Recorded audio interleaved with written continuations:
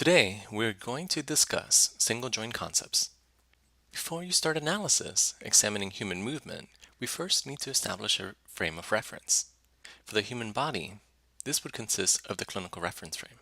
Assuming the following anatomical position, it allows us to be able to set up the coronal frontal plane, which will divide the body between an anterior and posterior side, the sagittal plane, which will allow us to divide our body between a right and a left, and the transverse plane, which allows our body to be divided between an superior and inferior aspect. We could also think of these in terms of three dimensions, x, y, z, or xy plane, xz plane, and yz plane. One thing to note is that rotations occur in a plane about an axis that is perpendicular to that plane. For example, when doing elbow flexion, your axis of rotation will be about the elbow, and since your hand is going to be moving through on the coronal plane, your rotation will be about an axis of rotation that goes anterior to posterior. In an elbow flexion like this, within the transverse plane, the rotation about the elbow now has an axis of rotation that will be pointing superiorly and inferiorly. Now, if the axis is oblique, the plane of movement will not coincide with any of the cardinal planes. Now, the range of motion is the amount of rotation measured in degrees available at a joint. Normally, we're going to be thinking about segment angles. This provides an absolute angle and is going to be created between the long axis of the bone and some reference line. Now, the amount of rotation can be described in either absolute terms. This will be consistent of an angle between the long axis of the bone and a reference line in the global reference frame. So, for example, 180 degrees relative to horizontal. Now, we could also take a look at a relative angle. The orientation of one bone can be measured relative to the orientation of another bone. So, in this case, we could think about this position, and the interior angle formed between those two bones will have an angle of 135 degrees. If we had an absolute angle, then this might have an angle of 45 degrees relative to an horizontal reference frame. The available degrees of freedom and the amount of rotation available at each degree of freedom are going to be largely determined by the anatomy of the joints. Now, the joint surface of each bone has two principal directions, along the x-axis and along the y-axis. Typically, one bone will have a convex surface and another one will have a concave surface, although the amount of curvature each surface has will vary greatly between the joints. Now, the configuration between these two surfaces will have a big effect on the amount of motion a joint has in each of the different directions. There's going to be several types of joints. These include synarthrosis, amphiarthrosis, and diarthrosis. Diarthrosis joints are ones that are free to move. Usually these are going to be classified by the number of degrees of freedoms. You could think of this as the number of movements available. So, we start off with a planar joint. It has a zero rotational degree of freedom, no axis of rotation, but you're going to have two bones that allow for translation. You also have a hinge joint. It's got one rotational degree of freedom, one axis of rotation. An example could include the ankle, elbow, and interphalangeal joints. You have a pivot joint. It's got one rotational degree of freedom and one axis of rotation. An example includes the proximal radial ulnar joint. There's also condyloid joints with 2 degrees of freedom and 2 axes of rotation, whose examples include the wrist and tibiofemoral joints, as well as saddle joints with 2 degrees of freedoms and 2 axes of rotations, whose examples include the first carpal metacarpal. And then there's spherical joints.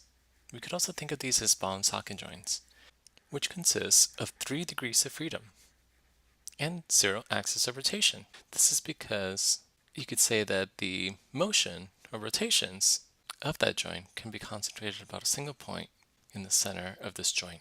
Examples include both the hip as well as glenohumeral joints. We could also visualize these different joints. Gliding joints as these two bones sliding past each other. Hinge joints as one joint that could rotate about that axis of rotation. Pivot joints that rotate through this enclosure. Condyloid joints have two complex surfaces, convex and concave. Saddle joints and then spherical joints. So you could see where the ball and socket example comes in. Now, there's several types of arthrokinematic motions.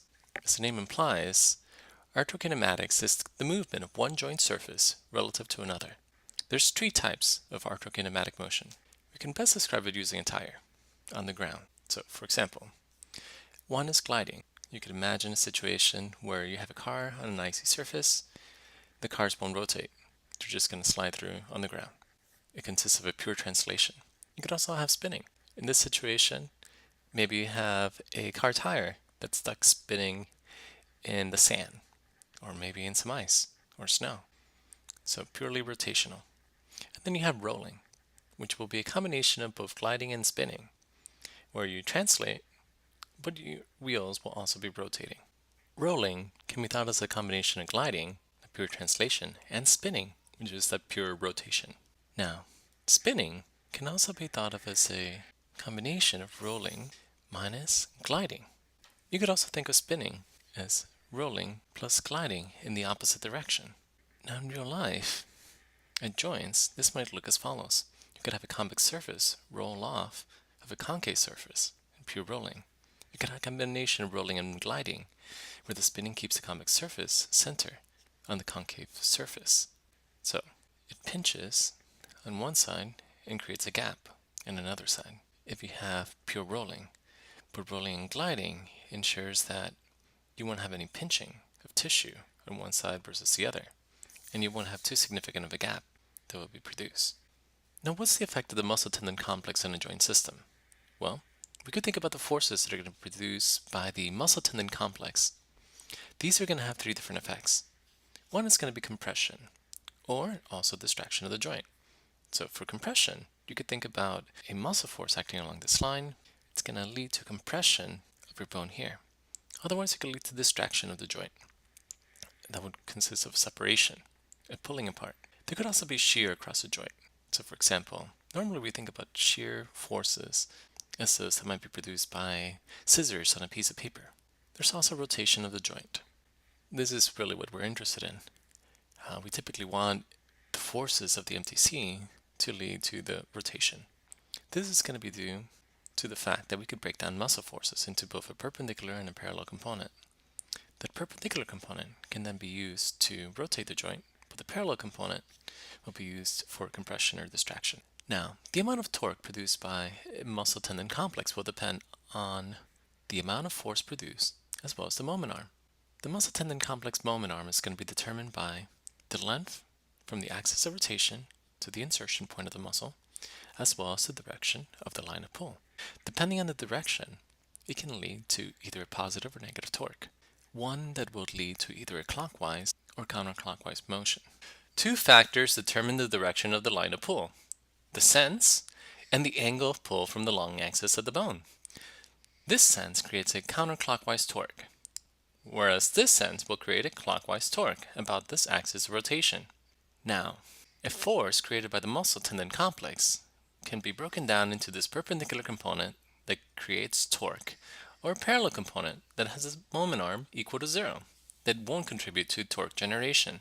As you go from C to A to B, your muscle tendon complex will be able to generate more and more torque.